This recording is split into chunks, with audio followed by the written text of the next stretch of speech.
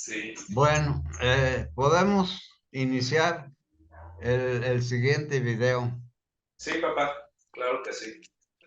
Es el universo de los cristeros, El de lo que universo vamos de a... los cristeros. O sea, dentro del gran tema de la cristiada, lo que hemos visto, y este que yo le llamo el universo de los cristeros. ¿Por qué? Porque entra ya en consideración el tema de que vamos a tratar, el tema central de la guerra cristera y Sí, que sí, le sí. hicieron con los cristeros. Ujú.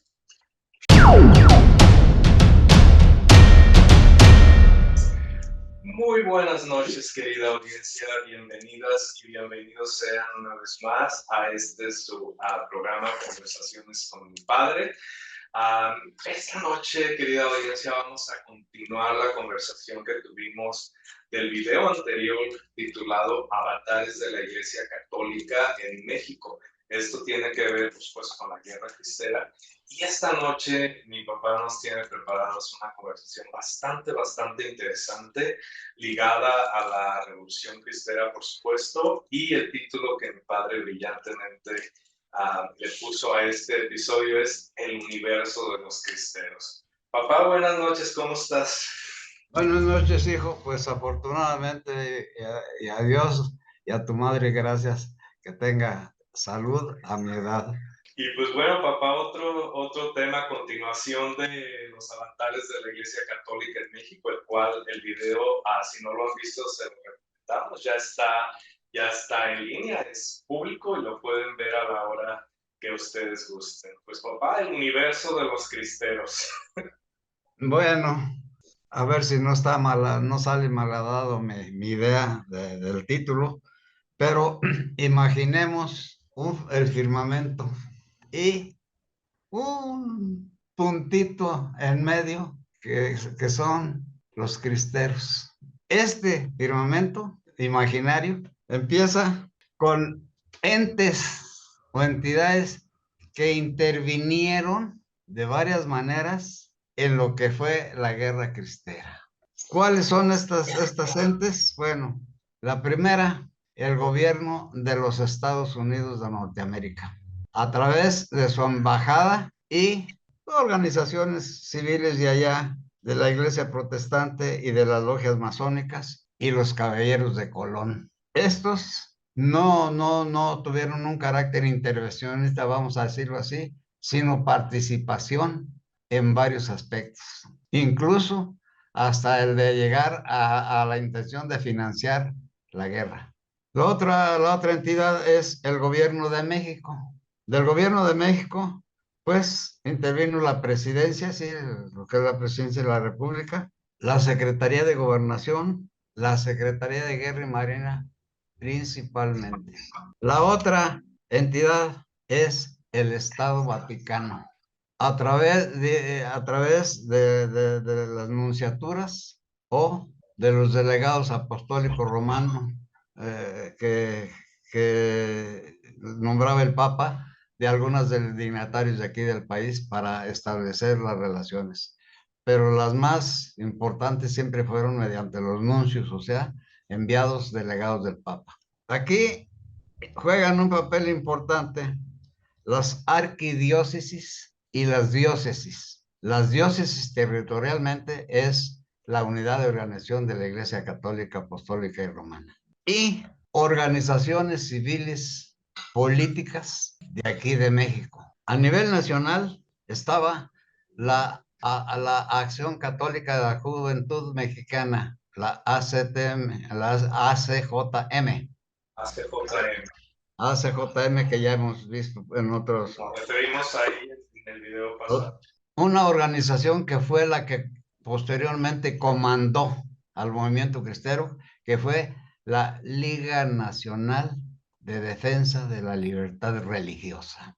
Y las organizaciones regionales muy efectivas. Una de ellas fue lo que le llamaban la Unión de Católicos Mexicanos, cuyo ideólogo de ello fue el que sería alto dignatario después, Luis María Martínez, que la propagó en todo, trató de que se propagara en todo el país, pero aquí en el estado y en la zona cristera de los estados colindantes. Era una organización secreta. Sus miembros juraban el secreto y la llamaban la U y tenía su clave de comunicación. Y otra regional muy efectiva que fundó un individuo notabilísimo que fue, bueno, no voy a decir su nombre, pero más adelante nos referiremos a cada uno de ellos, pero esta organización se llamaba la Unión Popular. Esta Unión Popular era todo un programa político de Estado, porque con base en la religión, la organización, pero ya se preocupaban por la economía, por la gobernanza, por la educación. O sea, fueron organizaciones, aunque de carácter regional, importantísimas. Por ejemplo, la Unión Popular en su región tenía más de 100,000 miembros. Luego, tenemos que considerar a otra organización formidable que es el ejército. Aquí está medio raro pero entra dentro del universo. ¿Por qué? Porque hubo una organización agraria con el reparto agrario en el país, llamados agraristas. Y estos agraristas y los cristeros eran exactamente de las mismas zonas, exactamente hasta de las mismas familias, unos y otros. Y el ejército, al combatir los brotes armados que surgieron como cristeros, echaron mano de los agraristas en toda forma, porque eran de la misma región. Incluso los cristeros decían que sus mayores enemigos eran los agraristas, porque eran de los mismos y conocían la región. Entonces, pero el gobierno los encuadraba en el ejército y los echaban por delante siempre en los combates. Todo este universo para tan chiquitita pero grandiosa organización de los cristeros. Todo este universo, fíjate, todo. Estas son a manera del sistema planetario que giraba aquí. Y en el sistema planetario, bueno, pues estaban los dirigentes. Bueno, mira, el movimiento cristero en sus orígenes, vamos a poner aquí una capsulita para ver el contexto de lo que forma parte del universo. El levantamiento cristero fue en el estado, me voy de norte a sur, no mucho, pero estado de Sinaloa, Nayarit, Colima, Jalisco, Aguascalientes, parte sur de Durango, Guanajuato, la parte occidental, Querétaro con sus brotes, alrededor del estado del Distrito Federal, lo que era entonces la Ciudad de México, el estado de Morelos, el estado de Guerrero. No todos eran brotes, pero ya brotes importantes. Y el estado de Oaxaca. El estado de Oaxaca llegó a ser un peligro, nomás estaba muy aislado. Y pues no, como no podían tener intercomunicación los cristeros como lo llegaron a tener los revolucionarios, pues era un problema local y no pasó de ahí. Claro, hubo batallas, hubo guerrilla, pero no como en esta región de Michoacán, Jalisco, Colima, Zacatecas, Aguascalientes, Guanajuato. Ahí sí, pero en el centro de todo, pues fue Jalisco. Fue Jalisco el que tuvo más movimiento de todo y más guerrilla. Entonces, Michoacán, todo el estado, en todo el estado había brotes, en todo el estado. Entonces, dicho esto, el movimiento cristero tuvo repercusión nacional y mundial para que intervinieran todas estas entes que te mencioné como los planetas del universo de los cristeros. Pues de lo que se trata es de comunicar un conocimiento, una concepción. Claro, Sí. esto puede sonar muy rimbombante del universo, pero es una idea que yo trato de hacer para tratar de engrandecer a los cristeros como soldados sinceros que enfrentaron su vida por su fe. Ellos no tenían realmente idea de todos estos intereses en las órbitas de este conflicto. Ellos realmente estaban, sinceramente estaban defendiendo a su Cristo, a su Virgen, a su fe, a su religión.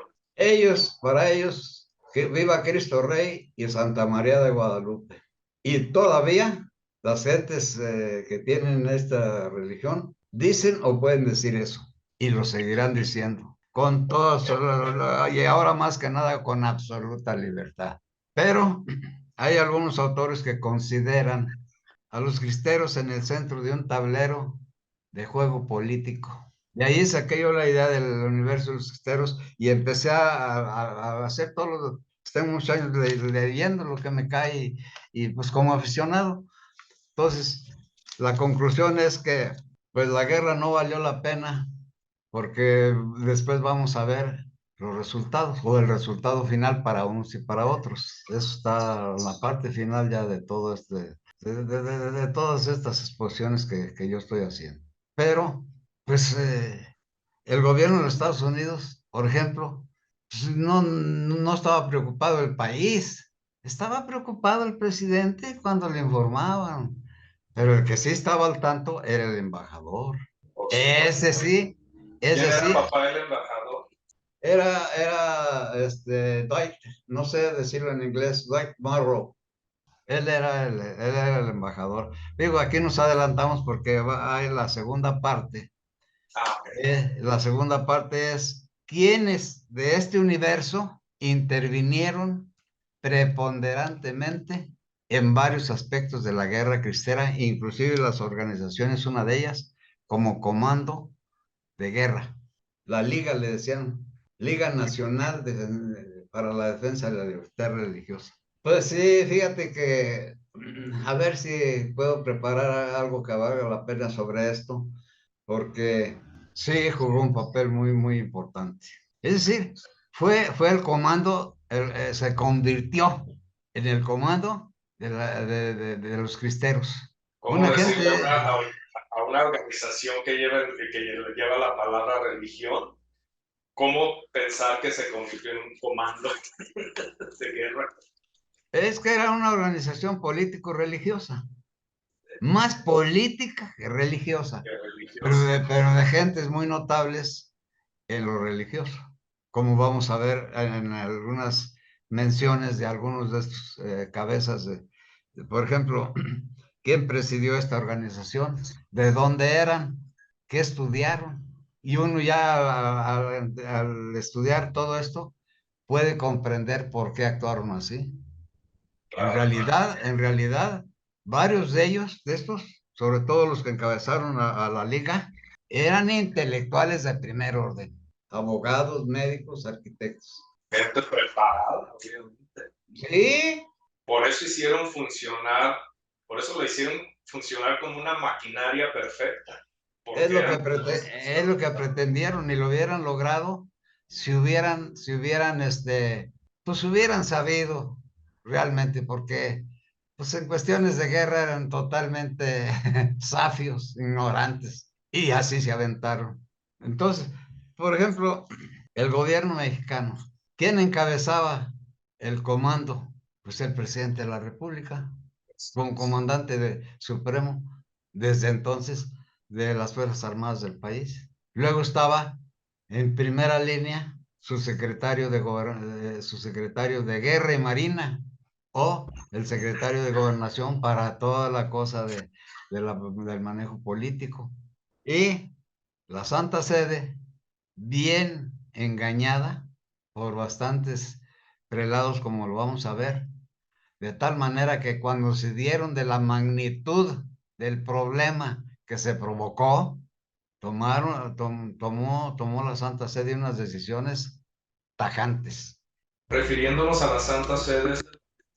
Al Papa, al Papa.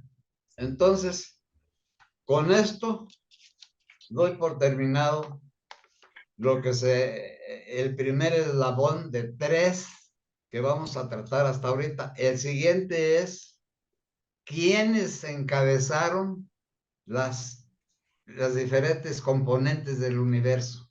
¿Quiénes? Y en algunos casos, las biografías de ellos, resumidas, por la importancia que tienen. Entonces, ahorita con eso terminamos esto del universo y hasta aquí me alcanza la energía por esta vez. Muy bien, papá. Y antes de despedirnos, querida audiencia, pues nos quedamos en un momento muy interesante y no se pierdan el siguiente episodio para ir desenmarañando todos estos misterios, conocer a estos personajes de este universo cristero y pues aprender más de nuestra historia, de nuestro país, como dice mi papá, para no cometer los mismos errores, prever un futuro mejor. Ándale pues, papá. Y gracias, querida audiencia. Nos vemos en el próximo episodio. Muchas gracias. Mira, la siguiente etapa, por ejemplo, ya dijimos quién era el embajador. Pues de él no se puede decir más, que fue el que más intervino en los arreglos, en toda forma siempre intervino, o pues que las iglesias protestantes como cambian de dignatarios, pues simplemente que la iglesia protestante o las logias los odiaba la religión católica y de ser un protestante o un masón, este, a todos los del gobierno, particularmente a Cáiz. En el caso de México, el presidente que armó toda la bola fue, el que la arrancó fue Plutarco Elías Calles. Navegó con él como el problema como año y medio, porque él fue presidente de 1924 a 1928 y la revolución fue de 26 a 29. De manera que por el asesinato de Obregón, que se había reelecto, nombraron un interino que fue Emilio Portes Gil. Él le tocó navegar con la parte más dura del movimiento armado. La culminación fue en 1928, a mediados de 1928. Pero tenía al lado a Calles y Calles lo asesoraba y cuando se puso verdaderamente grave la situación, se hizo que lo nombrara ministro de Guerra y Marina. Entonces, el siguiente en importancia fue el secretario de Guerra y Marina, que era Joaquín Amaro. General Joaquín Amaro. Ese fue un peón de Hacienda que de soldado y de analfabeto llegó a secretario de Estado. Notable. Por ejemplo, ya los que siguen fueron los que comisionaban los comandantes, que esos vamos a tratar ya, los comandantes ya en acción, vamos a ver los principales de una y de otra parte. Pero, en principio, para encadenar esto, vamos a parar con los principales eh, componentes de cada una de las áreas que estamos viendo. Entonces, el gobierno de México, con eso, esos fueron los más destacados del gobierno de México. En el caso del Vaticano, el Papa fue Achille Ratti, se llamaba el Papa. Y uno de los que más mandaba era a Ernesto Filippi, era nuncio. Y de aquí, bueno, vamos a decir, te voy a nombrar los principales que, que estaban como cabezas es decir, como cabezas de la Iglesia Católica en relación con el movimiento armado, que fue el arzobispo José María Mora del Río, de los primeros, que fue Leopoldo Ruiz Flores, que fue Pascual Díaz Barreto, los primeros, y otros notables que vamos a nombrar aquí por la importancia que tuvieron en la comisión episcopal y está ligado para cubrir el área de la intervención del Vaticano. Uno de ellos fue Emeterio Valverde Telles, Leopoldo Lara Torres, por decir algunos. Entonces, todo este asunto, tratarlo con cuidado para que se entienda quiénes fueron los dirigentes de la iglesia y que predicaban la no violencia pero a la vez, pues no, pues si quieren, pues échenle. Vamos a ver los documentos, vamos a ver los documentos básicos. Entonces, con eso termina el universo de los cristeros y las gentes que intervinieron en ello. Y ahí liga con lo que no se me había pasado, que lo vamos a tratar aquí dentro de la iglesia, el problema que tuvo con el cisma, ¿eh? Con el que quería ser papa aquí, ¿no? Ese es otro personaje bien interesante. De hecho, he Bueno, visto... entonces aquí lo vamos a sacar y allí termina este asunto. Ya el siguiente ya es entrar a la organización de la guerra cristera.